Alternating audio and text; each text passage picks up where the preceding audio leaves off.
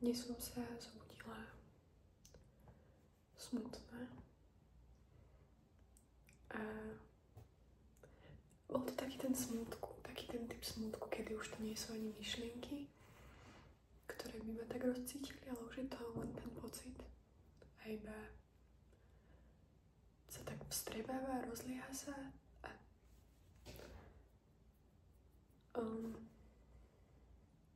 myslela som si najprv, že takéto niečo už nepríde a že už sa nebudem musieť s tým vysporiadavať, ale tak to funguje, že tá bolesť, ktorú si človek prežíva, tak zrazu len neodíde, ale vždy sa proste ešte bude vracať istú dobu, istý čas.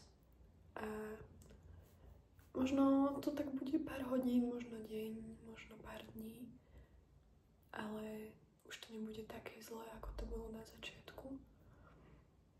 A vždy sa z toho človek vie dostať. Len je dôležité si uvedomiť, že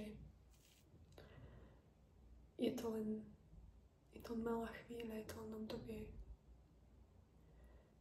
Je to moment v porovnaní s celým životom a s celou cestou. Ale je to normálne sa cítiť smutný, aj keď už si človek myslí, že má veci vyriešené, alebo že ich rieši, že ich spracováva, ale je to prirodzené, lebo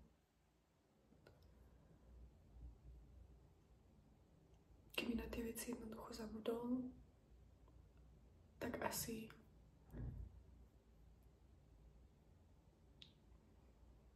to nebola taká vážna vec. Ale jednoducho je to prirodzené a preto to natáčam, aby som si to aj lepšie uvedomila, aby som si to opakovala dokola, aby som sa tým nedala pohltiť, ale aby som tam našla silu, aby som si uvedomila, že to nebude trvať celú večnosť, lebo ani vtedy to netrvalo celú večnosť, keď prišla tá počiatočná bolesť.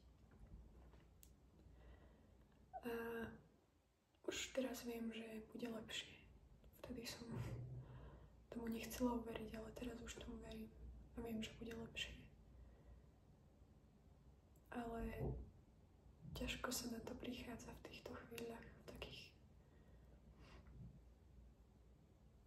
v takýchto momentoch smutku. Ale vôbec to nie je žiadna zábrana v ceste, ani žiaden pád. Neznamená, že keď človek je jeden deň smutný, že už vlastne nikdy nebude šťastný a všetko to, čo spravil, je zbytočné. Naozaj sa tým netreba nechať pohltiť. To si uvedomujem. A toho sa budem držať.